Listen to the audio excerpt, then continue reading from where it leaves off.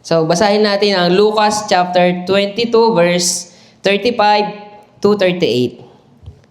Pagkatapos nito, tinanong sila ni Jesus, "Nang suguin ko kayong walang dalang lalagyan ng pera, bag o sandalyas, kinulang ba kayo ng anuman?" "Hindi po," tugon nila. Sinabi niya, "Subalit ngayon, kung kayo may bag o lalagyan ng pera, dalhin na ninyo. Ang sino mang walang tabak, ipagbili ang kanyang balabal at bumili ng isang tabak. Sinasabi ko sa inyo, dapat mangyari sa akin ang sinasabi ng kasulatan. Ibinilang siya sa mga salarin, sapagkat ang nasusulat tungkol sa akin ay natutupad na." Sinabi ng mga alagad, "Panginoon, heto po ang 2 tabak. Sapat na iyan," tugon niya. Amen.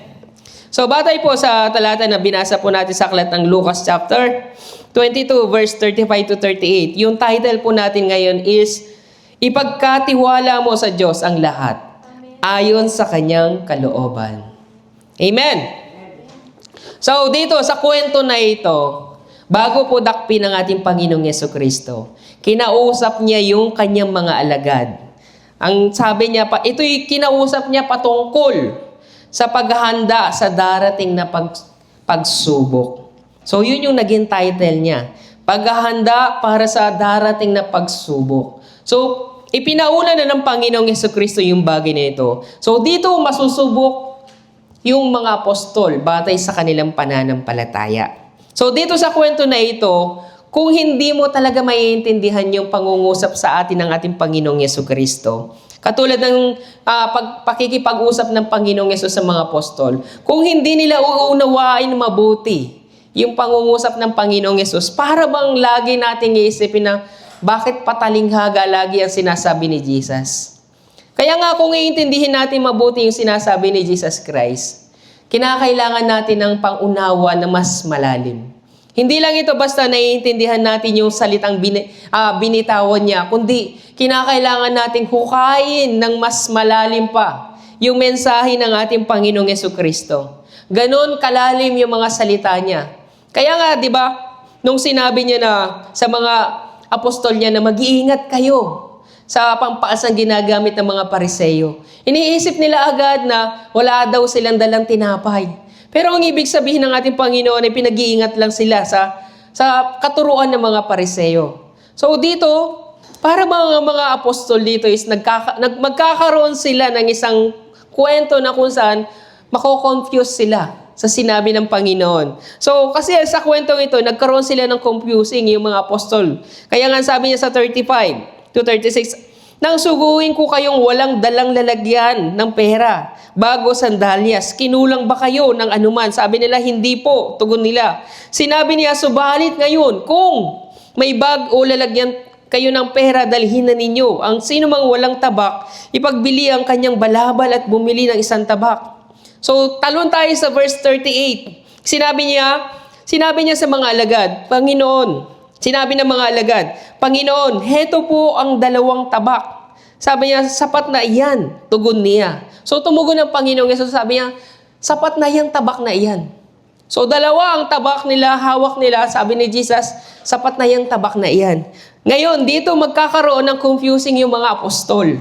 So, talon tayo sa supportive verse, sa Lucas 22, verse 49 to 50. Ang sabi niya, nang makita ng mga alagad ang mangyayari ay sinabi nila, "Panginoon, gagamitin na po ba namin ang tabak?" So naisip nila, dahil nga sinabi ng Panginoong Yesus na bumili kayo ng tabak, gamitin niyo yung tabak na iyan. So naisip nila na yun ay gagamitin para pang proteksyon sa kanilang sarili. So nung makita ng mga apostol, nung makita ng mga alagad, yung mangyayari ay sinabi nila na, "Panginoon, gagamitin na ba namin ang aming tabak?" Yun ang question nila sa ating Panginoong Yesus. Pero yung si Pedro ay kaagad niyang binunot yung kanyang tabak. So ang ginawa niya, tinaga niya yung isang alipin na pinakapunong pari. So nataga niya yung tenga ng isa. So nagtanong si Pedro, "Panginoon, gagamitin na po ba namin ang tabak?" Doon nagkaroon ng confusing yung mga apostol. Dahil hindi tumugon si Jesus Christ. So sa verse 8, ay sa supportive verse sa Mateo naman tayo, 26, chapter 26, verse 52-53. Sinabi sa kanya ni Jesus, ibalik mo ang iyong tabak sa lalagyanan. Ang nabubuhay sa tabak ay sa tabak mamamatay. Hindi mo ba alam na kung hihingi ako ng tulong sa aking ama, ay padadalhan agad niya ako ng 12 batalyon ng anghel? Dito na yung confusing ng mga apostol. Lord, sabi mo, bumili kami ng tabak. Sabi mo, ipagbili namin yung balabal na yun para makabili lang kami ng tabak. Bakit naman anong gagawin namin dito sa tabak na ito kung hindi naman namin gagamitin yung tabak na ito?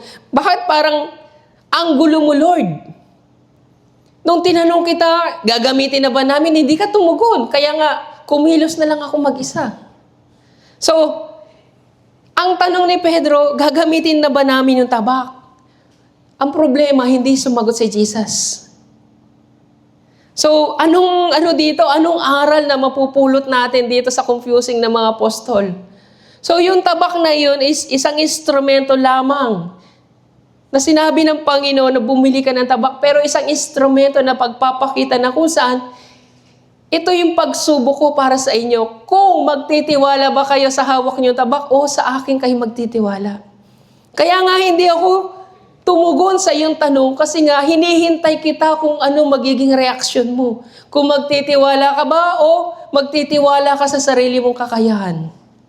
Pero dahil nga ang ating Panginoong Jesucristo hindi siya tumugon, ibig sabihin kinakailangan automatic magtiwala ka sa Kanya. Amen. Pero dahil hindi nagtiwala si Pedro, binunot niya ang kanyang tabak. Ang ginawa niya ang kanyang kalooban. Pero ang sabi ng Panginoong Yesus, ang nabubuhay sa tabak ay sa tabak mamamatay. Hindi mo ba alam na padadalhan agad niya ako ng 12 batalyon ng anghel? So si Jesus Christ nagtiwala. Pero si Pedro, saan siya nagtiwala? Sa tabak na sinabi ni Jesus. So hindi ibig sabihin na sinabi ng Panginoon na bumili ka ng tabak is gagamitin mo yung tabak na yan. Yung tabak na yan ay isang instrumento lang na pagpapakita na kung saan, yan tabak na yan, Pedro. Hindi mo yan gagamitin, pero yan ang gagamitin ng mga tao dahil susunod ka sa akin. Yung bagay na yan, na tabak na yan, nakahawak mo, huwag kang magtitiwala dyan. Yan ay isang instrumento lang na kung saan pagpapakita sino ang pipiliin mo. Susunod ka ba sa kalooban ng Diyos o susunod ka sa kalooban ng iyong sarili? Para lamang maligtas mo ang iyong sarili. Pero dahil nga, nais ng Panginoon na may pakita sa bawat isa sa atin, maging halimbawa, si Jesus Christ is naging humble. Nagpakumbaba siya at sinunod niya ang kalooban ng ating Diyos Ama. Hindi siya nagtiwala sa kanyang sariling kakayahan. Kaya nga sabi niya, kaya ko. Hihingi ako, bibigyan ako ng aking ama ng batalyon na anghel. Kung nanaisin ko lang, pero hindi. Hindi ko ginawa yun at hindi ko rin hiniling. Dahil nagtitiwala ako sa Diyos Ama. So tayo sa buhay natin, kung tayo magtitiwala, dito tayo sinusubok ng Diyos Sinusubok tayo ng Diyos kung tayo ba ay susunod sa kalooban niya. Kahit na dumating pa tayo sa point ng kamatayan. O susunod lang tayo sa kalooban natin, sa sarili lang natin. Dahil madalas ang ating Panginoon, ang Diyos natin ay nananatiling tahimik. Kahit na nananalangin tayo, kahit na lagi tayong tumatawag sa Diyos, ang Panginoon ay nananatiling tahimik. Katulad ng sitwasyon nila Pedro, nasa sitwasyon na sila andun na sila, kumbaga sa digmaan, andun na sila. Lord, ano ba? Bubunutin ko na ba? Gagamitin ko na ba ang tabak? Wala pa rin kibo si Jesus Christ. So, ibig sabihin, ang Diyos sa buhay natin, kahit natawag tayo ng tawag, Lord, Lord, Lord, nananahimik pa rin ang Diyos. Kahit na tumawag pa tayo, kung minsan nga iniisip na natin na para bang iniwan na tayo ng Diyos. Kung minsan iniisip natin, Lord, pinabayaan mo na kami. Alam niyo po, ang totoo niyan, hindi kayo pinabayaan, hindi kayo iniwan ng Diyos. Nakatingin lang ang Diyos sa inyo kung ano yung aksyon na gagawin ninyo. Kahit na tumawag pa kayo sa Diyos, Alam ng Diyos kung anong itinatawag nyo sa Kanya. Nakatingin lang ang Panginoon sa inyo kung anong magiging action ninyo. Katulad ni Pedro, tumawag siya sa Panginoon. Panginoon, gagamitin na ba namin ang aming tabak? Hindi na niya nahintay yung sagot ni Jesus. Binunot agad yung tabak. Sinunod na niya yung kanyang kalooban. Hindi sa utos ng Diyos. Hindi sa utos ng Panginoon, kundi sa sarili niya lamang. Kaya sa atin, sa buhay natin mga kapatid, kahit tawag tayo ng tawag sa Panginoon, kung hindi naman tayo makapaghintay sa sagot ng ating Panginoong Yesus, sigurado, gagawa kayo ng paraan, aksyon sa sarili niyong kalooban. Ilang beses po ba tayo nagkamali sa mga desisyon natin na hindi natin pinagdasal sa Panginoon? Ilang beses tayong nagkamali sa lahat ng mga ginagawa natin, nabigo tayo dahil hindi natin dinulog sa Panginoon. Maraming beses tayong nagkamali dahil hindi natin isinangguni ang lahat ng ginagawa natin sa harapan ng Panginoon. Kahit nga sa pagpupuri natin, kung hindi tayo nag-pray kanina, hindi tayo, palpak lahat ang mangyayari. Kung hindi tayo nagdarasal sa harapan ng Panginoon, hindi natin magagawa ng maayos yung ministry natin sa harapan ng Panginoon. Lahat ng ginagawa natin sa harapan ng Panginoon, sabi niya, ang lahat ng ginagawa nyo, ang lahat ng kinakain, iniinom nyo, gawin nyo ang lahat ng yan sa pangalan ko. Pero bago tayo tumungtong dito, kahit bago pa tayo pumunta ng simbahan, nakapag-pray na ba tayo? Inihanda na ba natin yung puso natin sa harapan ng ating Panginoon? Nakahanda na ba yung mga damit natin? Nakahanda na ba yung offering natin? Lahat ba ng yan ay nakahanda na? Hindi tayo nakahanda. Dahil sinusunod lang natin ang kalooban natin. So sa harapan ng ating Panginoon, sa sitwasyon na ito, na hindi naman kaya, sa sitwasyon na kung saan pinipilit natin na gawin yung mga bagay na hindi kalooban ng ating Panginoon. Kaya nga sa sitwasyon na dumarating sa buhay natin na kahit sumisigaw na tayo, sumisigaw, hindi pa rin tayo pinapakinggan ng Panginoon. Kahit anong daing natin sa Panginoon, hindi tayo papakinggan. Kasi nga nais ng Panginoon na makita yung tunay mong pananampalataya. Nais ni Lord na makita kung magtitiwala ka ba sa iyong sariling kakayahan o sa pananampalataya mo sa ating Panginoong Jesucristo. Katulad nga ni Haring Saul, nandyan na yung mga Pilisteo. Malapit na, hindi na mahintay si Propeta Samuel. Atat na siya kasi nga natatakot na sila kasi nasa harapan na nila yung mga Pilisteo. Siguradong, kinakailangan pa nilang sumangguni sa Diyos. Wala pa si Samuel. Si Propeta Samuel, ang sabi niya sa mga pari, asan na? Wala pa si Samuel. Ang tagal, nandyan na yung mga Pilisteo. So sabi nila, tayo na lang asan yung epod. Ako na lang sasangguni sa Diyos. So pagkasangguni niya, dumating si Samuel, ano ginagawa mo, Saul? Hindi mo yan dapat ginagawa, hindi mo yan trabaho. Ang tagal mo kasi. Nandyan na yung mga Pilisteo. So sa buhay natin, mga kapatid, yung mga bagay na hindi para sa atin, yung mga bagay na hindi pa time para sa atin, huwag natin ipagpilitan. Hintayin natin yung perfect timing na binibigay sa atin ng Panginoon. Kung ano man yung ninanais mo, magtiwala ka lang sa Panginoon. Maniwala ka at manampalataya, ibigay mo yan sa Panginoon at si Lord ang bahala dyan. Basta ang para sa Diyos ay sumunod ka sa kalooban niya. Hindi tayo susunod sa anumang kagustuhan natin. Hindi tayo susunod dahil may kakayahan tayo. Hindi. Kundi susunod tayo sa kung ano ang sinabi ng Panginoon. Kung mananahimik ang Panginoon, kinakailangan mo manahimik. Kung sinabi ng Panginoon, lumakad ka na. Katulad ng mga Israelita. Noong ginagabayan na sila ng araw, ng apoy at yung ulap, kapag wala na yung presensya ng Diyos doon sa tabernakulo, saka pa lamang sila alis. Hanggat nananatili yung ulap na yun, yung presensya ng Diyos doon sa itaas ng tabernakulo, hindi sila aalis. Yun ang signal na hinihintay nila na pwede na sila maglakbay. Hindi sila lumalakad na ayon sa kanilang kagustuhan, kundi lumalakad sila sa utos ng Diyos. Kaya nga may Diyos po tayo, mga kapatid. Meron tayong sinusunod na Diyos. Meron tayong tinatawag na Diyos. Tuwing may kailangan tayo, kinikilala natin ang Diyos. Pero kapag wala tayong kailangan, namumuhay tayo sa sarili nating kagustuhan. Namumuhay tayo sa kasalanan, namumuhay tayo sa desisyon natin. Pero kapag gusto natin, may mga bagay tayong gusto sa Diyos, kilalang-kilala natin ang Diyos. Anong pagkakakilala natin sa Diyos? Ang Diyos ay pagpapala. Ganon, kabilis yung kaisipan natin na naaalala natin ang Diyos lagi kapag may kailangan lang tayo.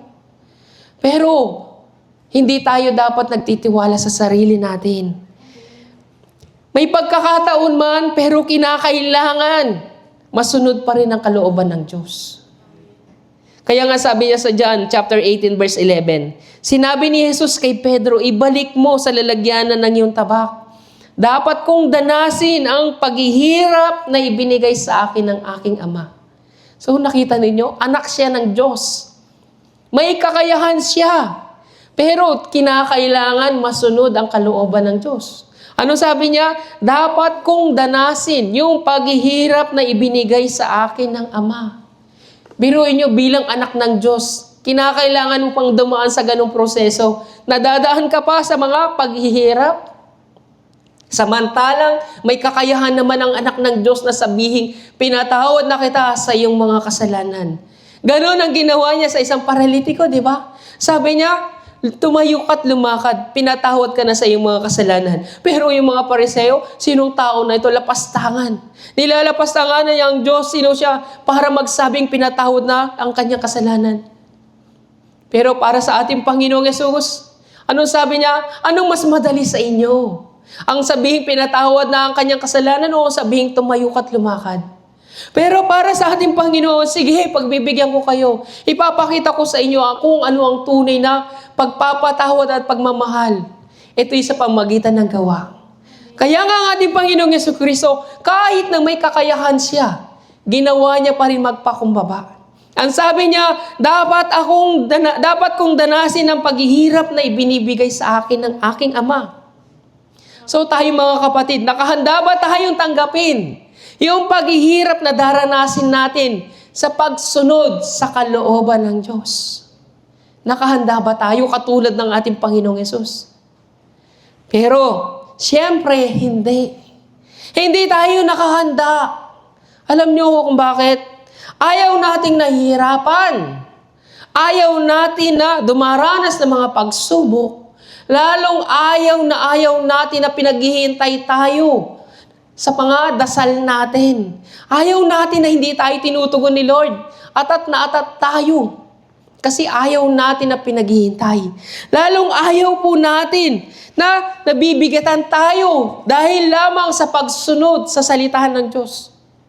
Kaya nga po napakarami mga Kristiyano na ayaw yung pinagsasabihan po sila. Kasi ayaw nila yung nakakarinig ng preaching na puro rebuking. Dahil ayaw nila ng paghihirap, ayaw nila ng kabigatan. Samantalang ang Panginoong Jesucristo nakahanda ang sabi niya, dapat kong danasin yung paghihirap na ibinigay sa akin ng aking Ama. Pero tayo, ayaw natin ang dinadanas. Yung paghihirap, ayaw natin na nasasaktan, ayaw natin makakarinig ng preaching patungkol sa pag-offering. Kasi nga, mabigat para sa atin na magbigay ng offering. Kung mabigat sa atin yung pagbibigay ng offering, paano pa kaya yung preaching patungkol sa pagbibigay ng tithes? Mas mabigat para sa atin yon. Pera na natin yun, ibibigay mo pa sa Diyos. Ang bigat ng klase ng preaching para sa kanila, ang ganong mga salita. Pero nakahanda ba tayong tanggapin yung paghihirap na yun, binibigay sa atin ng Panginoon? Napakahirap para sa kanila na tanggapin yung preaching na repentance. Kasi para sa kanila, anong dapat kong ipagsisi? Wala akong kasalanan, pinagpapala ang buhay ko. Biyaya, maayos yung pamilya ko, maayos yung business. Ang daming biyaya, bakit ako magre-repent?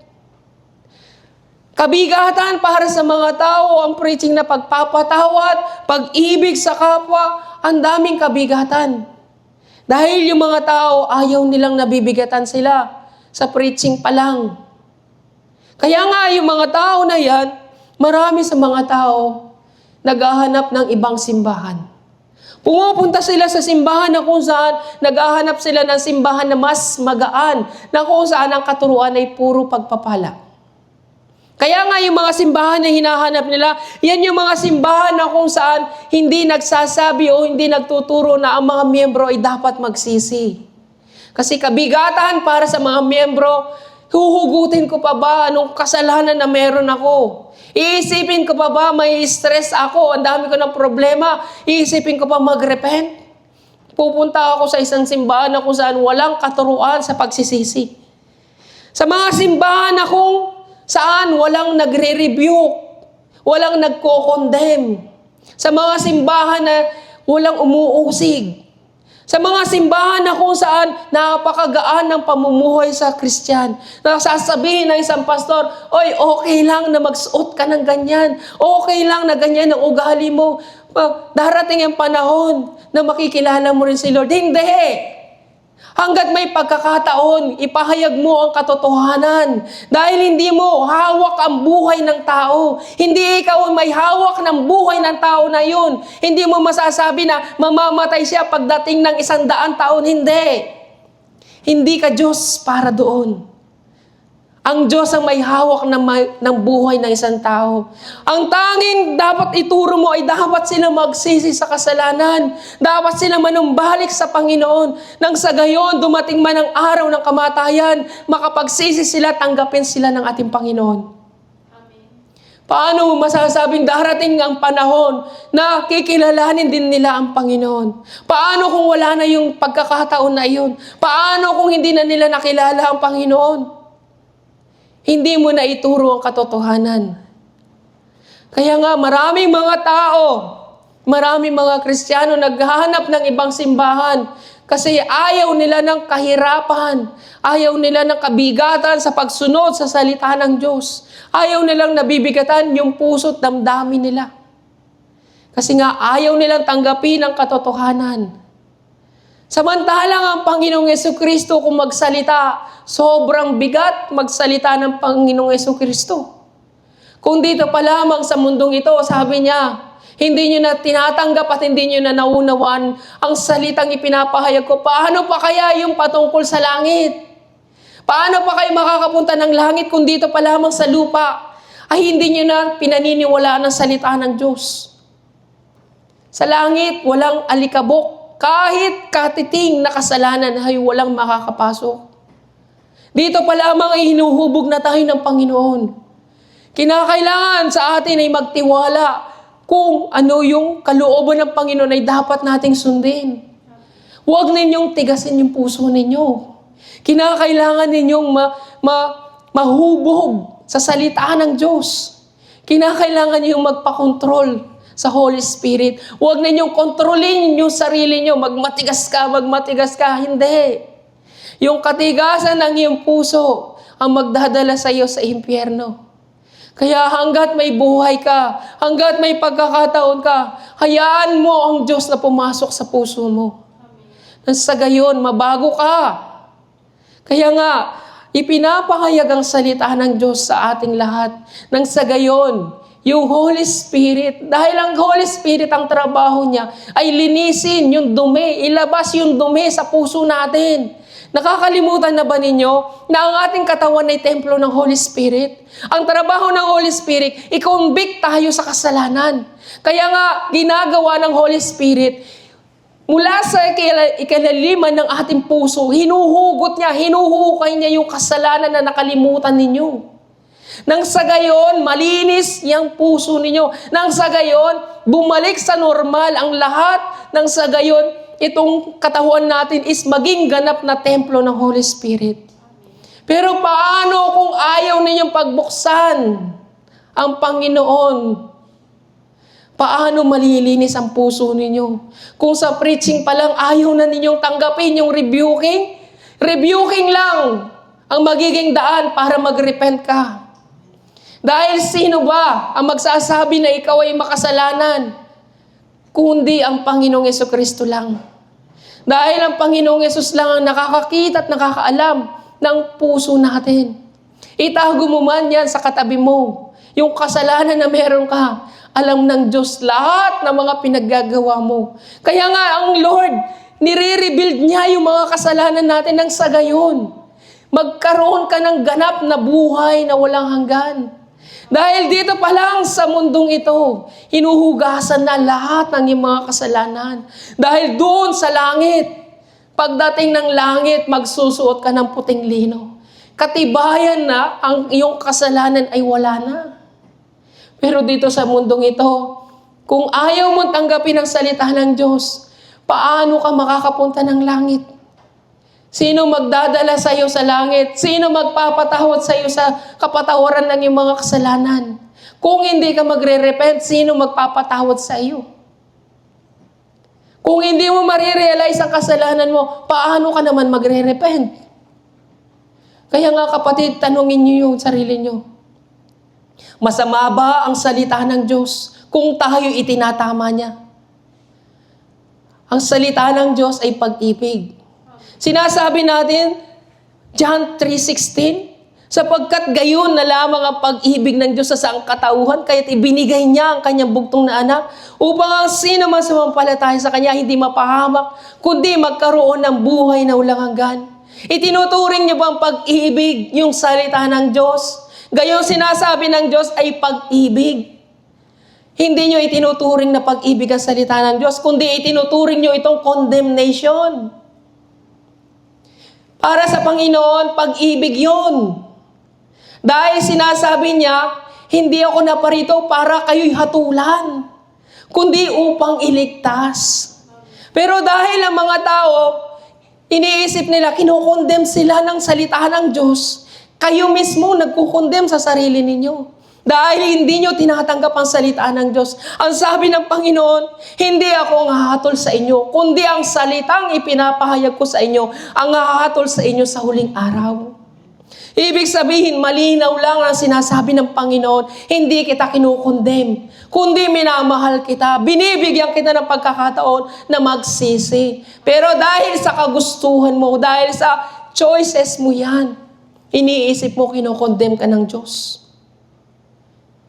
Kaya nga mga kapatid, yung salita mismo ng Panginoon ay pag-ibig. Kung naniniwala ka sa salita ng John 3:16, maniwala ka na ang salita ay pag-ibig. Dahil ang salita mismo magbibigay sa iyo ng buhay na walang hanggan. Dahil ang salita mismo ng ating Diyos ay pagkain para sa ating kaluluwa. Ito, ang salita mismo ay nabubuhay magpakailanman. Kumain ka ng salitang nabubuhay magpakailanman. Nang sa gayon magkaroon ka ng buhay na walang hanggan. Kaya nga nais ng Panginoon sa atin, kung ang Diyos ay nagpakumbaba, dapat tayo rin magpakumbaba. Nais ng Panginoon, sabi nga sa Santiago chapter 4, verse 10, magpakumbaba kayo sa harapan ng Panginoon at itataas niya kayo. Diba? Sapagkat kahit ang anak ng Diyos ay natutong magpakumbaba, natutunan niya magpakumbaba, dapat maging tayo man ay magpakumbaba. Kaya nga sabi niya sa Filipos chapter 2, verse 5 to 9, ang sabi niya, naway magkaroon kayo ng kaisipan na tulad ng kay Kristo Jesus. Kahit na siya ilikas at tunay na Diyos, hindi niya pinagpilitang manatiling kapantay ng Diyos. Sa halip, kusahan niyang hinubad ang pagiging kapantay ng Diyos at naging katulad ng isang alipin. Ipinanganak siyang tulad ng karaniwang tao at nang si Kristo'y maging tao. Nagpakumbaba siya at naging masunurin hanggang kamatayan, maging ito man ay kamatayan sa krus. At dahil dito siya lubusang itinaas ng Diyos. So, kaya kahit na may kakayahan ang ating Panginoong Jesucristo, na kahit isang salita lang, kaya niyang puksain yung mga taong na nambugbog sa Kanya, yung mga taong umuusik sa Kanya na sinasabi, sige nga, bumaba ka dyan. Kapag nakababa ka dyan sa krus, maniniwala na kami. Pero hindi ginawa ng ating Panginoong Jesucristo yun. Dahil hindi dahil wala siyang kakayahan o kapangyarihan, kundi nais ng Panginoon na ipakita yung pagpapakumbaba kung paano siya susunod sa kalooban ng Ama. Ganun ang ginawa ng Panginoon. Kaya nga, dahil nais ng Panginoon na masunod niya ang kalooban ng Ama, sinabi niya, dapat kong danasin ang paghihirap na ibinibigay sa akin ng aking Ama. So, inaccept niya yun ng buong puso, yung mga paghihirap na ibinibigay sa kanya ng Ama. So, sa atin, mga kapatid, bakit hindi natin may accept yung salita ng Diyos? Kasi nga masakit, di ba? Kung binaril ka, naiwan dito yung bala sa katawan mo, hahayaan mo bang mananatili ang bala na yun? Kinakailangan tanggalin mo yung bala na yun para mawala yung sakit. Ang ibig ko sabihin, tiisin ninyo yung sakit. Tiisin ninyo yung paghihirap na ibinibigay sa iyo ng Panginoon. Nang sa gayon, maging malinis tayo sa harapan ng ating Panginoon. Kaya nga, tingnan niyo po si Brother Vincent nung una. Galit na galit din siya sa pagre-rebuking ko. Pero nanatili siyang tapat, nanatili siyang matatag. Kinakailangan kong i-accept lahat ng ito hanggang sa naging matatag ang kanyang puso. So tayo man, kapatid, kung hindi tayo magiging matatag yung puso natin, maaring tumalikod tayo sa salita ng Diyos. Maaring tumalikod tayo sa pananampalataya, katulad ng talinghaga ng mga hasik. Yung buto na nalaglag sa matinik na damuhan. Dahil sa magandang balita, ang tao ay tumalikod sa pananampalataya. Bakit kayo tumatalikod sa salita ng Diyos? Gayong ang salita ng Diyos ang nagbibigay buhay sa ating lahat. Hindi natin makakamtan ng buhay na walang hanggan dahil lamang sa mga bagay na meron tayo. Dahil lamang sa bagay na mayaman tayo. Dahil lamang sa sikat tayo. Hindi tayo magkakaroon ng buhay na walang hanggan. Tangi ang Panginoong Jesucristo lang ang daan, ang buhay at buhay na walang hanggan. Siya lamang ang daan para tayo magkaroon ng buhay na walang hanggan. Sa Kanya lang tayo magtiwala. So lahat ng sacrifice ni Jesus Christ para sa atin, yung lahat ng yun ay ginawa niya para lamang tayong matubos sa ating mga kasalanan. Kaya nga 2,000 years ago, ang salita ay nagkatawang tao. Naparito ang ating Panginoong Jesucristo upang mag-alay ng buhay para sa atin upang tayong lahat tayong mga makasalanan ay mapatawad sa ating mga pagkakasala sa pamagitan ng pag-aalay ng dugo ng ating Panginoong Yesus doon sa krus. So ginawa yun ng Panginoon dahil yun ang kalooban ng Ama para sa atin lahat. Ang magkaroon tayo ng buhay na walang hanggan. Kaya nga mga kapatid, nakahanda rin ba tayo? Nakahanda rin ba tayo na tanggapin yung paghihirap na daranasin natin dahil lamang sa pagsunod sa kalooban ng Diyos? Isipin natin kung nakahanda tayo bilang isang lingkod ng Diyos, bilang isang mananampalataya ng ating Diyos. Nakahanda ba ang mga puso natin na i-accept lahat ng ating mararanasan sa buhay natin? Kaya nga sabi niya sa Marcos chapter 13 verse 13, kapopuotan kayo ng lahat dahil sa pagsunod sa akin. Ngunit ang manatiling tapat hanggang wakas ay siyang maliligtas. Diba? Pero hindi tayo makatatag, hindi tayo nananatiling matatag dahil ayaw natin ng paghihirap. Ang gusto lang natin is magaan na pamumuhay as a Christian. Sapat na sa atin ang nagsisimba tayo. Ayaw natin na nabibigyan tayo ng ministry. Ayaw natin na pinagsasabihan tayo sa mga bagay na kamalian. Iniisip natin, alam na natin yan, pero hindi natin ginagawa. So mga kapatid, dito marami yung nako-confuse. Nako-confuse yung mga tao, bakit kinakailangan pa maghirap? Bakit pa kinakailangan may mapuot sa atin? Bakit may kinakailangan pa usigin tayo? Dahil nga, hindi na kayo taga-salibutan. Sa mundong ito, hindi na kayo taga-salibutan. Kayo'y binago na ng Panginoon. Kung paano ang Panginoong Jesucristo inusig ng mga tao sa salibutan, maging kayo man ay usigin din. Dahil nga sa pakikiisa ninyo sa ating Panginoon. Pero meron bang umuusig sa inyo? Meron bang napupuot sa inyo? Wala pong napupuot sa atin. Dahil po hindi tayo sumusunod sa kalooban ng Ama. Madalas po tayo pang napupuot sa Diyos. Kung may napupuot man sa atin, dahil yan po sa mga masamang ugali po natin. Napupuot yung ibang tao dahil nakikita nila yung pag-uugali na meron tayo. Pero yung sabihin mo napupuot sa iyo dahil sa pagsunod, hindi po tayo sumusunod sa kalooban ng Diyos. Madalas tayo yung napupuot sa Diyos. Alam niyo kung bakit? Dahil isinisisi natin sa Diyos ang lahat na nangyayari sa buhay natin. Dahil ayaw natin ang kabigatan. Sa Diyos natin isinusumbat lahat ng mga paghihirap na meron tayo. So, sa Diyos natin nakikita ang kasalanan. Si Lord ang may kasalanan kung bakit nagkaganito ang buhay ko dahil sumunod ako sa Kanya. Nung sumunod ako sa Kanya, ang daming problema dumating. Humihiling naman ako sa Kanya, naglilingkod naman ako sa Kanya. Bakit hindi ako pinapakinggan ni Lord? Isinusumbat natin sa Panginoon ang lahat. Kasi ayaw natin ng mabigat na pasanin. Pero si Lord ang gusto niya mabigat na pasanin para sa ating lahat. Nang sa gayon, naisin mo na makapunta ng langit. Lord, kunin mo na ako, Lord. Ayoko na dito. Punong-puno ng kabigatan ang mundong ito. Kaya nga sabi ni Jesus, pasanin mo ang iyong krus. Saan ka man magpunta, mararamdaman mo yung kabigatan sa pagsunod sa akin. Diyan, masusubok kung ikaw ay mananampalataya. Mananatili hanggang wakas. Pero madalas, mga kapatid, iniiwan nyo sa bahay ang krus. Kasi ayaw ninyo ng kabigatan. Kahit nga yung Bible, bigat na bigat kayo. Cellphone lang ang dala ninyo. Hindi nyo dala ang presensya ng Holy Spirit sa pagpasok sa simbahan. Ang bit-bit ninyo mga problema. Alalahanin, iniisip. Ang dami nyong iniisip sa loob ng bahay. Maging sa pagsamba ninyo, hindi nyo na masamba si Lord. Hindi na kayo makangiti. Dahil sa dami ng mga problema nyo. Lord, akala ko ba, ano mang hilingin ko sa iyong pangalan ay ibibigay mo? Diba yun ang sabi ni Lord? Parang nakaka-confuse, diba? Diba Lord, sinabi mo yun? Bakit ganito? Akala ko bang pagpapalain mo kami, Lord? Bakit akala ko ba? Akala ko ba tutugunin mo kami, Lord, sa anumang hilingin namin? Pero bakit ganito? Ang hirap. Naghihirap yung buhay namin. Lord, bakit naman inallowed mo subukin kami? Lord, bakit? Ba't ganito?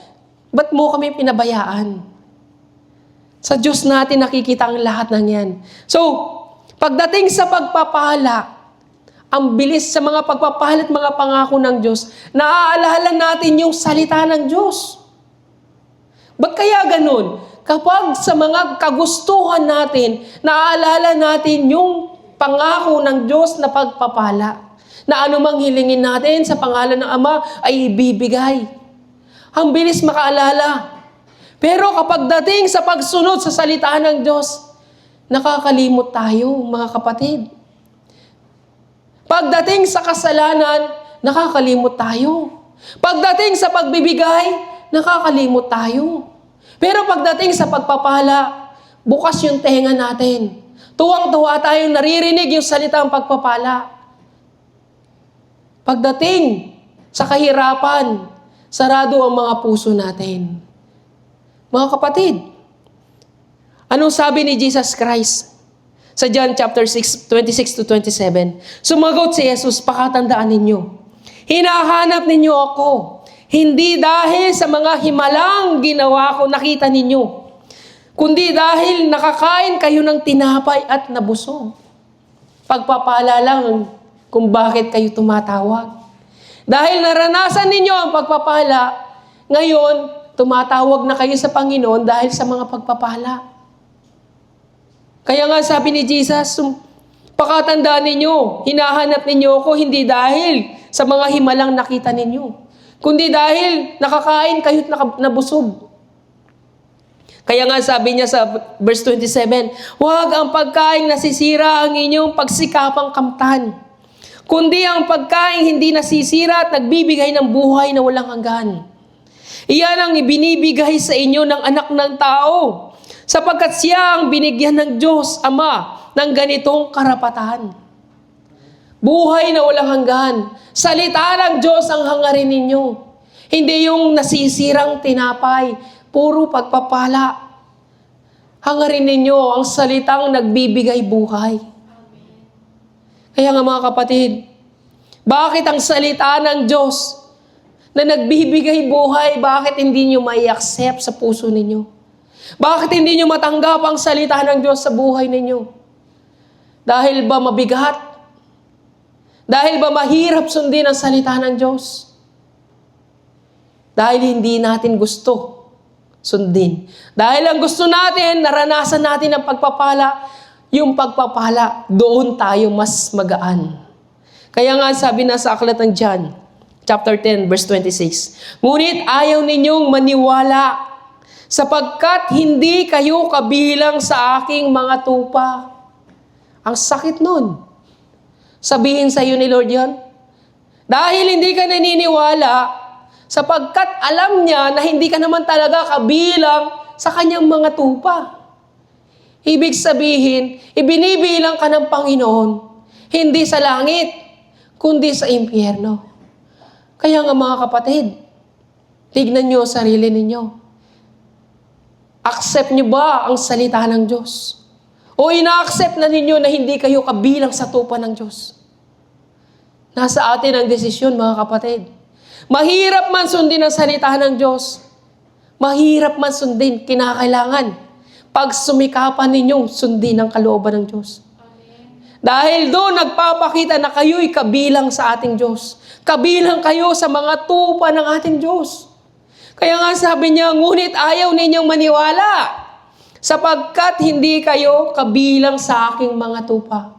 Dahil sa mga pagsarado ninyo ng puso, pinapakita nyo lang talaga na hindi talaga kayo kabilang sa Diyos.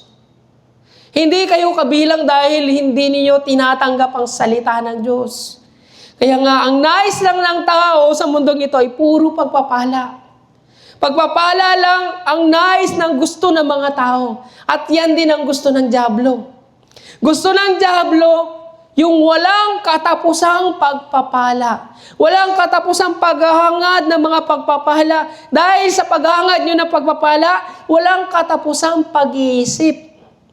Walang katapusang pag-iisip, walang katapusang pag-aalala, at walang katapusang stress, walang katapusang anxiety, walang katapusang depression, at walang katapusang katanungan sa Diyos. Anong tanong na yun? Lord, kailan mo ako tutugunin? Paano kita tutugunin? Dahil gayong hindi ka naman naniniwala sa aking mga salita. Paano kita tutugunin ngayong hindi ka naman kabilang sa aking mga tupa? Kaya nga ang dyablo, sisingit. Ibibigay ko sa iyo lahat ng gusto mo na hindi kayang ibigay ng Diyos. Ako ang magbibigay sa iyo niyan. Kaya nga ang tao, unti-unti, dahil sa hangarin niya, yung hangarin niya makamtan yung mga bagay na iyan, unti-unti lumalayo na siya sa Diyos. Nagkakaroon na siya ng nagkakaroon na siya ng doubt sa Diyos. Kanino siya ngayon lalapit? Sa demonyong nagbibigay ng biyaya. Pero hindi ito makikita ng ating mga mata.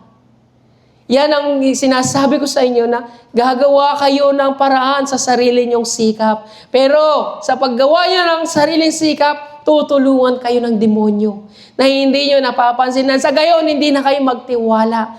Okay naman pala eh. Kahit hindi ka naman pala magdasal eh. Okay naman pala kahit hindi ka magsimba eh. Okay naman pala kahit hindi ka magbasa ng Bible.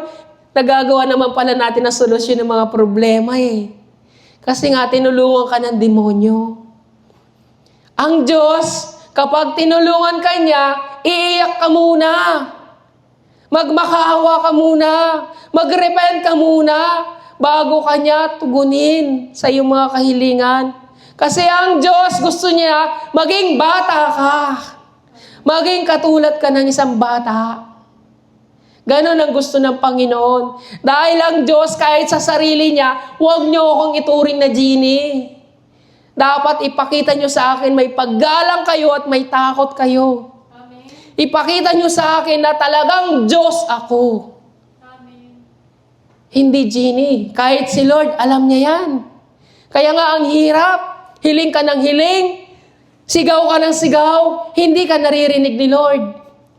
Kasi nga, nais ni Lord na manatili ka dyan. Huwag kang aalis sa pwesto mo. Dyan ka lang. Kung dyan ka lang, manatili ka, dyan ka lang. Alam niyo po si Ezekiel, ang hirap ng dinanas niya bilang isang propeta. Ang sabi ng Panginoon, Ezekiel, mahiga ka pa kaliwa. Manatili ka lang dyan nakahiga. Magtatagal ka dyan ng matagal. Dyan ka nakakain. Mahiga ka lang dyan sa kanan. Ang hirap ng pinapagawa ng Diyos kay Ezekiel. Nakahiga lang siya sa pakanan. Hindi siya tumatayo, hindi na siya makaihi, doon na siya kakain. Ang alam ko, isang buwan siya nakahilata. Basta sinabi ng Diyos, basta inutos ng Diyos, hindi ka pwedeng gumalaw. Ganon katindi yung paghihirap ni Ezekiel para lang masunod yung kalooban ng Diyos. Ang tindi ng pananampalataya niya, kung ako lang yun, Lord, ang hirap naman ito. Hindi ba ako pwedeng tumayo muna? Ang utos pa niya, ipangsiga mo yung tae ng tao. Lord naman, pati ba naman tae ng tao, ipangsisiga ko, di ba napakarumi nun? Ang hirap sumunod sa kalooban ng Diyos. Pero dahil nga sinasabi ng Diyos yun, kinakailangan mo sundin. Pagpapakita lamang na talagang may kinikilala kang Diyos. Pero dahil nga ayaw mo sundin ang kalooban ng Diyos, sa buhay mo wala kang Diyos na kinikilala. Dahil hindi mo ina-accept ang salita ng Diyos, sa buhay mo wala kang kinikilalang Diyos. Dahil hindi mo ina-accept yung rebuking, sa buhay mo wala kang kinikilalang Diyos. Namumuhay ka sa sarili mong kalooban. Hindi sa kalooban ng Diyos. Tingnan niyo po ang sarili niyo. Naiisip niya po ba yung patungkol sa rapture day? Naiisip niya po ba kung bukas mamamatay na kayo? Hindi na. Hindi na ninyo naiisip yung bagay na yon. Hindi na ninyo naiisip na baka bukas mag-rapture. Alam niyo kung bakit? Dahil wala na sa isipan niyo yung bagay na yun. Anong nasa isipan niyo? Mga problema. Mga bagay na mga problema nang nasa isipan niyo. Kung paano malulutas ang problema, kung anong kakainin para sa araw ng bukas, kung matutupad ba ang pangarap para sa kinabukasan, kung ano magiging plano para sa inaharap, yan lang ang nasa isipan natin ngayon. Nakalimutan natin na may rapture pala. Nakalimutan na natin na baka bukas tawagin na tayo ni Lord. Baka last day na po ng buhay natin. Kaya nga si Lord nagpapaalala sa atin patungkol sa salita ng Diyos nang sa gayon, ma-refresh yung utak natin. Ma-refresh yung puso natin. Pinapaalala ni Lord.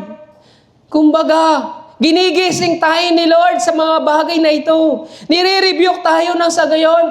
Monday pa lang, isip-isipin mo na, ba't ganun magsalita si pastor? Ba't ganun kaya? So, stress ka na sa salita ng Diyos ngayon. Hindi mo na mamalayan ang nasa isipan mo ng salita ng Diyos.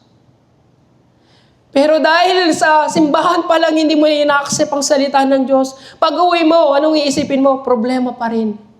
Hindi ang salita ng Diyos. Kaya mga kapatid, ang hirap. Kaya nga, yung mga bagay na pang-spiritual para sa atin, nagiging routine na lang. Routine na lang sa atin yung mga ginagawa natin. Kumakanta, nagpupuri, nagsisimba, lahat ng yan, routine na lang. Alam niyo kung bakit? Kasi nga, mas nananaig na sa atin ngayon, yung hilig ng laman. Yung paghahangad natin ng pagpapala, imbes na yung paghahangad natin, makapunta ng langit. Nawawala na yung focus natin. Kung dati, mainit tayo sa pananampalataya. Kung dati, hinahangad natin makapunta ng langit. Yung pagiging mainit natin dati, wala na. Unti-unti na wala na yung desire natin. Ngayon, ang desire natin, paano natin makakamtan yung mga bagay na gusto natin. Yun na yung desire natin ngayon, mga kapatid. Hindi na yung para maglingkod sa Panginoon. Routine na lang yung paglilingkod. Nagiging routine na lang yung ministry natin. Kasi nga, more on focus na yung puso natin sa mga bagay na pagpapalas sa mundong ito. Dahil kung hindi routine, yung bagay na yan, hindi kayo nakapokus sa mga bagay na wala kayo ngayon. Dahil mas mayaman kayo. Nasa inyo ang Panginoong Jesucristo.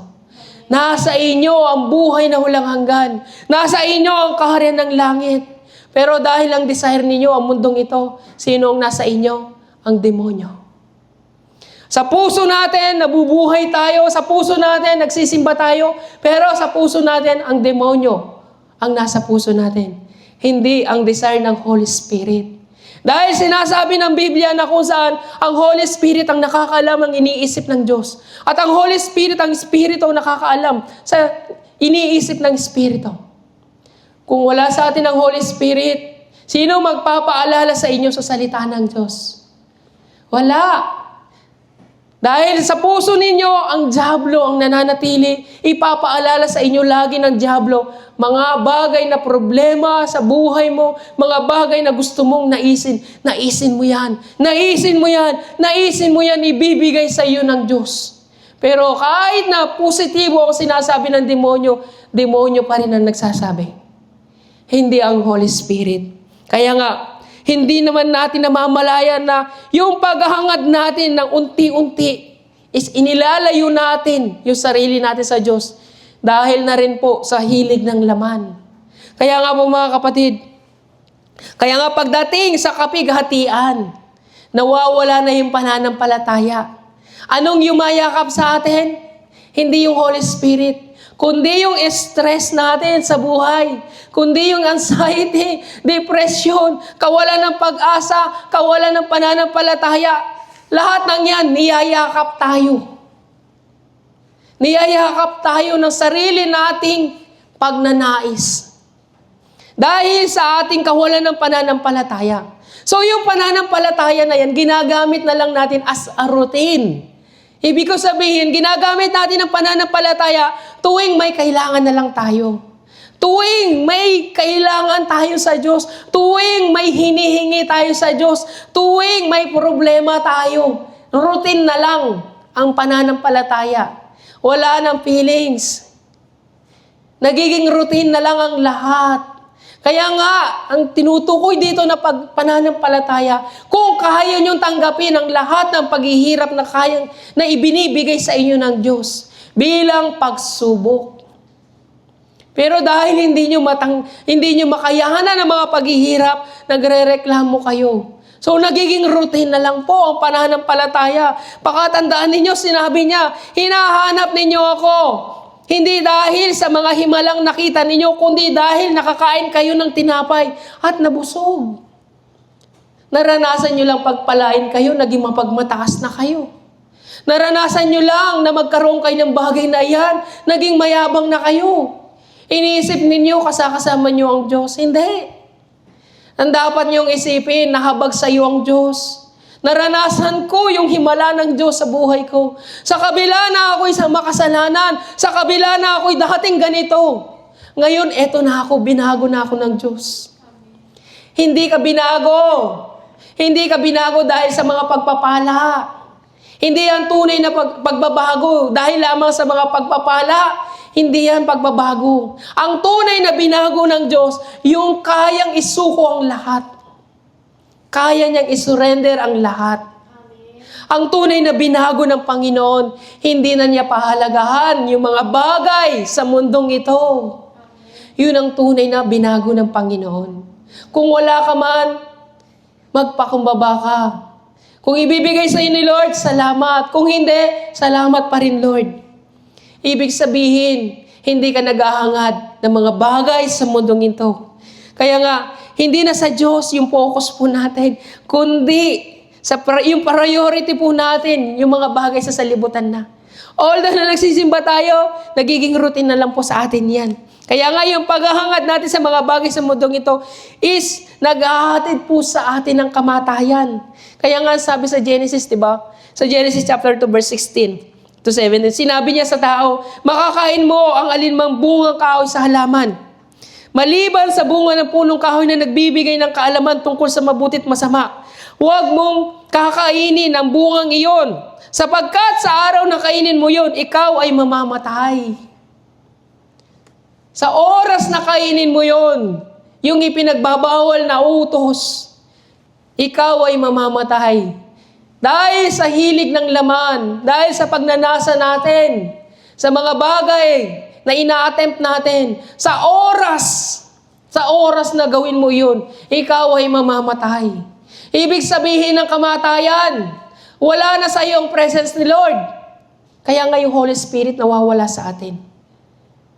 Nawawala yung Holy Spirit dahil sa paghahangad mo sa mga bagay sa salibutan. Alam niyo anong kasunod ng paghahangad? Although na okay ka, nakakalakad ka ngayon, maya-maya depression na yan, stress na. Kasi nga wala na sa puso mo si Holy Spirit. Dahil dyan, nagkakaroon tayo ng kamatayan. Sabi nga sa Roma chapter 8, verse 6 to 8, ang pagsunod sa hilig ng laman ay naghahatid sa kamatayan. So ikaw mismo ang maghahatid sa kamatayan. Ikaw mismo ang sa sarili mo ang magdadala mismo sa kamatayan, sa impyerno. Kumbaga, ikaw mismo sa sarili mong mga paa, lalakad ka papuntang impyerno. Ang pagsunod sa hilig ng laman ay naghahatid sa kamatayan. Hindi papuntang langit, papuntang impyerno. Ngunit ang pagsunod sa Espiritu ay nagdudulot ng buhay at kapayapaan. Kaya kahit may problema ka, kung nasa iyong Holy Spirit, panatag at payapa ka. Pero dahil wala sa iyong Holy Spirit, punong-puno ka ng stress. Iniisip mo na ang mga problema mo. Kaya every time na may stress ka, every time na mag-aalala ka, tandaan mo wala sa iyong Holy Spirit. Lumalakad na ang iyong kaluluwa papuntang impyerno. Dahil may kamatayan. Kaya nga sabi niya, kaya nga kapag sinusunod ng tao ang hiling ng laman, siya ay nagiging kaaway ng Diyos. Hindi lang kamatayan, kundi kaaway ka ng Diyos. So, sapagkat hindi niya sinunod ang batas ng Diyos at talaga namang hindi niya kayang sundin ito at ang nabubuhay sa hilig ng laman ay hindi maaaring kalugdan ng Diyos. Ibig sabihin, kahit na nasa ministry ka pa, kung namumuhay ka sa hilig ng laman, hindi mo maaaring sabihin sa Diyos, Lord, nagawa ko na ang tungkulin ko. Lord, di ba ako nagpahayag ng salita mo? Lord, hindi ba ako nagpagaling ng karamdaman? Lord, hindi ba ako nagpalayas ng mga demonyo sa pangalan mo? Sasabihin lang sa iyo ni Lord, hindi lahat na tumatawag sa akin, Panginoon, Panginoon, Panginoon, ay papasok sa karan ng langit. Kundi yun lamang sumusunod sa kalooban ng Diyos Ama. Kung sabihin sa iyo ng Panginoon, anak, nagkasala ka dahil hindi ka nagbibigay ng tithes and offering, tanggapin mo. Anak, nagkasala ka dahil wala kang pag-ibig sa iyong asawa, tanggapin mo. Anak, nagkulang ka sa iyong mga anak sa pagpapaalala sa salita ng Diyos, tanggapin mo. Anak, nagkulang ka sa iyong mga magulang, tanggapin mo. Kung ano man sinabi ng Panginoon, tanggapin mo. Dahil yan ang magbibigay sa iyo ng daan para ikaw ay mag-repent.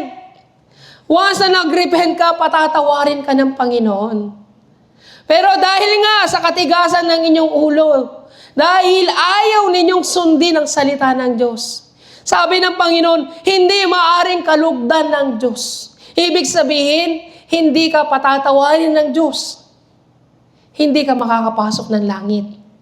Kaya nga, isinasantabi natin ang Diyos. Isinasantabi natin yung magandang balita. Isinasantabi natin yung buhay na walang hanggan.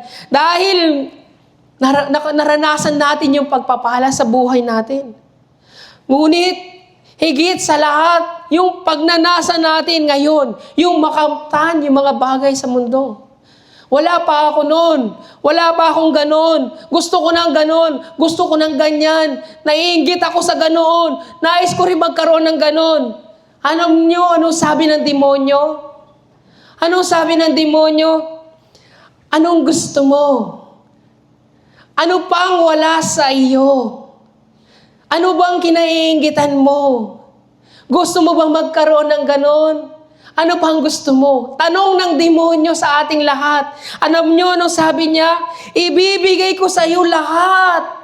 Lahat ng ito kung magpapatira pa ka sa akin at sasamba. Malinaw. Sa pamumuhay sa hilig ng laman, hindi ang Diyos ang nagbibigay sa atin. Kundi ang sabi ng diablo, ibibigay ko sa iyo.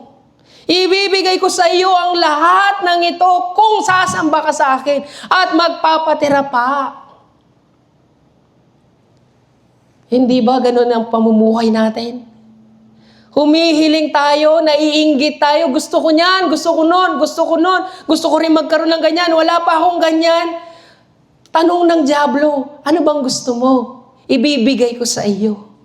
So, sambahin mo lang ako at lumuhod ka sa akin, ibibigay ko sa iyong lahat ng yan. Kaya nga po mga kapatid, inaakala natin pagpapala iyan, malayo ka na sa Diyos. Magtaka ka, hindi ka nagsisimba, hindi ka nagdarasal, hindi ka sumusunod sa kalooban ng Diyos, pero may pagpapalang dumarating sa buhay mo. Magtaka ka.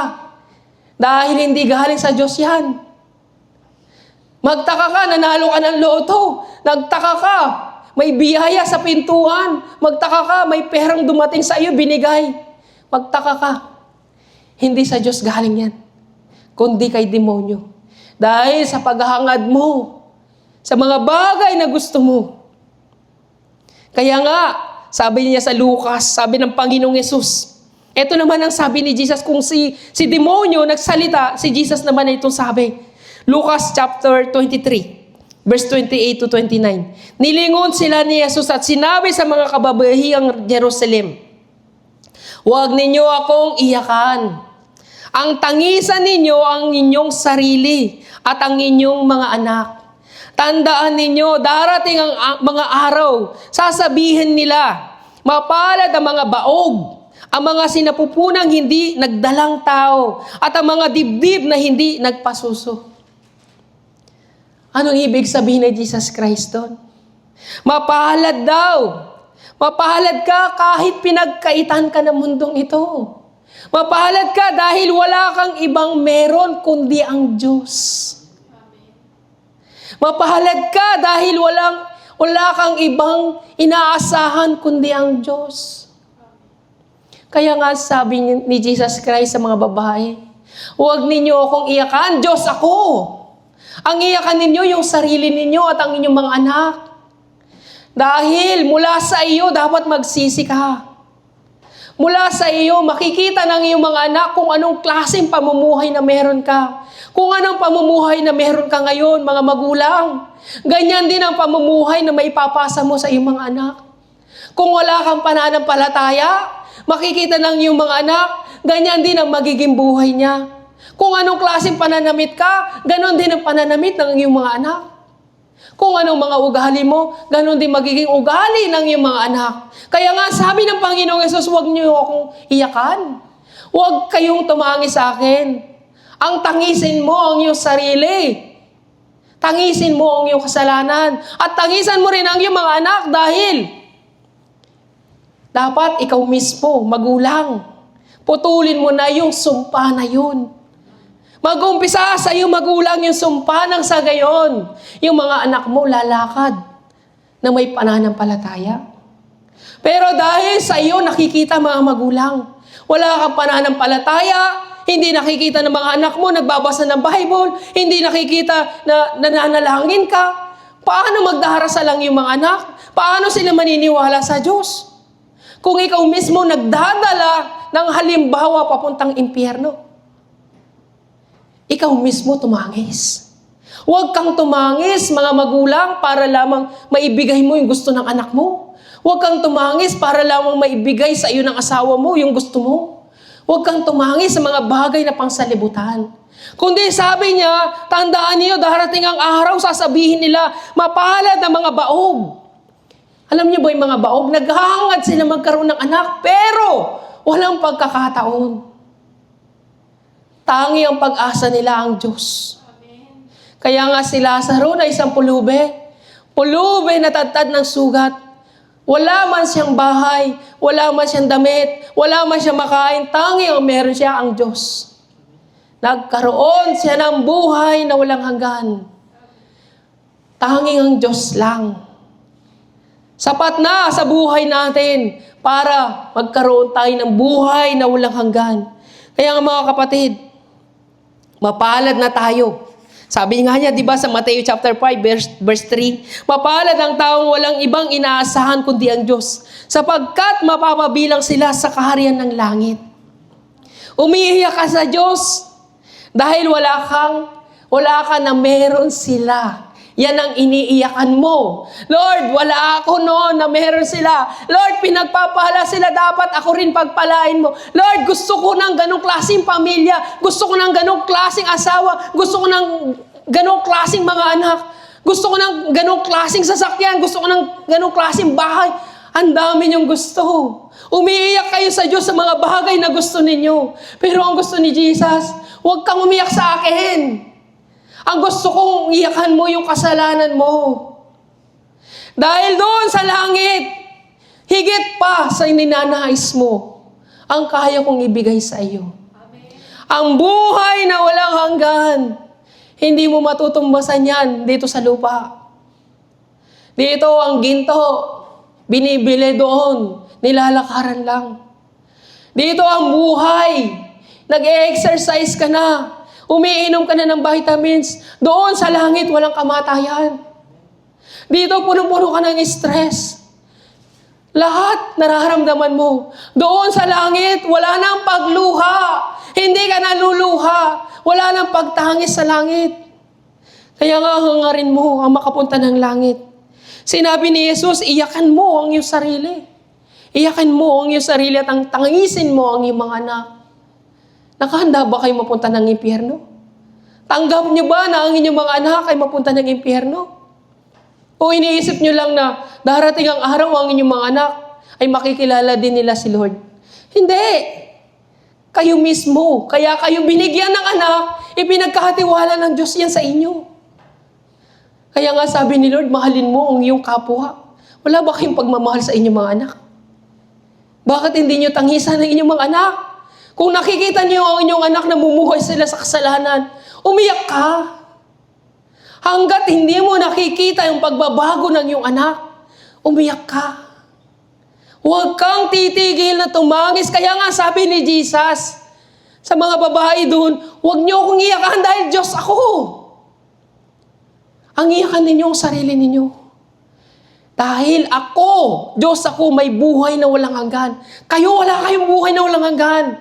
Kinakailangan ninyong umiyak. Kinakailangan ninyong umiyak sa harapan ng Diyos. Paano kayo iiyak kung salita ng Diyos hindi nyo tinatanggap? Paano nyo may babahagi sa inyong mga anak ang salita ng Diyos? Kung kayong mga magulang, sarado na ang puso ninyo. Paano nyo may babahagi ang buhay na walang hanggan, ang katuruan patungkol kay Kristo? Kung hindi nyo tinatanggap ang salita ng Diyos, kung rebuking pa lang, lumalayo na kayo sa Panginoon. Tanggapin ninyo. Dahil yun ang magiging daan para makaiyak kayo. Yung puso kahit na matigas yan, once na tinanggap mo ang rebuking, makakaiyak ka. Kaya nga, ang buhay, sabi niya, ang nabubuhay sa tabak ay sa tabak mamamatay. Magtiwala tayo sa Panginoon dahil makakamtan mo ang buhay na walang hanggan. Makamtan mo man ang mga bagay sa daigdig, hindi ka makakaroon ng buhay na walang hanggan. Kundi dapat ka manampalataya sa ating Panginoong Jesucristo. Kaya nga, sabi niya sa John chapter 11 verse 40, sinabi ni Jesus, hindi ba't sinabi ko na sa inyo na kung sasampalataya kayo sa akin, ay makikita mo ang kaluwalhatian ng Diyos. Makikita ninyo ang kaluwalhatian ng Diyos kung sasampalataya kayo. Sa mundong ito po, yung mga bagay sa mundong ito, panandalian lang. Yung kasiyahan sa mundong ito ay panandalian lang. Yung hilig ng laman ay panandalian lang. Yung buhay ay panandalian lang. Ngunit yung pangako sa atin ng Panginoon, yung buhay na walang hanggan, ito'y panghabang buhay. At yung buhay doon sa impyerno ay walang hanggang kaparasahan. Kaya nga, ano yung mas mahalaga sa atin? Dapat pahalagahan natin ngayon yung pananampalataya, yung magsisi tayo sa ating mga kasalanan upang sa huling araw ay magkaroon tayo ng buhay na walang hanggan. Mahalaga po sa atin. Kaya nga sabi niya dito sa Colossus chapter 3 verse 1 to 2, binuhay kayong muli nakasama ni Kristo. Kaya't pagtuunan ninyo ng pag-iisip ay ang mga bagay na nasa langit, na kinaroroonan na Kristo na nakaupo sa kanan ng Diyos. Ang mga bagay na panlangit ang isaisip ninyo, hindi ang mga bagay na panlupa. Sabi niya rin sa Santiago chapter 1 verse 2 to 3. Mga kapatid, magalak kayo kapag kayo'y dumaranas ng iba't ibang uri ng pagsubok. Dapat ninyong malaman na napatatatag ang ating pananampalataya sa pamagitan ng mga pagsubok. Ganon din po sa verse 12. Mapalad ang taong nananatiling tapat sa kabila ng mga pagsubok sapagkat matapos siyang subukin, tatanggap siya ng gantimpala ng buhay na ipinangako ng Panginoon sa mga umiibig sa Kanya. Kaya nga po mga kapatid, kung tayo man ay dumaranas na matinding pagsubok sa buhay, magtiwala lang tayo sa Panginoon. Magtiwala lang tayo sa mga proseso na ginagawa ng Diyos kung paano tayo baguhin ng ating Panginoon. Magtiwala tayo sa Kanya. Hindi niya tayo pababayaan. Dahil pangako ng Diyos na hindi niya tayo iiwan. Bago siya umakyat ng langit, sinabi na niya, magkakasama tayo hanggang sa dulo ng daigdig. Sasamahan ko kayo. Ang dapat po natin ipagkatiwala sa ating Panginoon ang lahat ng ito. Kung daranasin man natin yung mga bagay na paghihirap na yan ay binigay sa atin ng Panginoon, na ibinigay sa atin ng ating Ama, alam niyo anong dapat natin gawin? Tanggapin na lamang po natin ito. Tanggapin na lamang po natin, dapat nating tanggapin na kung daranasin natin ito, dadanasin natin ito. Tanggapin na lamang po natin, ang dapat na lamang po nating sabihin, Lord, mangyari nawa ang iyong kalooban. Mangyari nawa ang iyong kalooban at hindi ang aking kalooban ang mangyari. Yun ang dapat nating isipin na lang. Sa kabila ng mga pagsubok na meron tayo, sabihin na lamang natin, Lord, tinatanggap ko yung mga bagay na ibinibigay mo sa akin na paghihirap. Dahil ito'y bigay ng Ama. Mangyari nawa ang iyong kalooban, hindi ang aking kalooban. Kaya nga, dito sa binasa po natin sa Lucas chapter 22 verse 35 to 38, yung title po natin is, ipagkatiwala mo sa Diyos ang lahat ayon sa Kanyang kalooban. Hindi sa ating kalooban, mga kapatid. Kaya nga sa oras na ito, tayong lahat ay manalangin.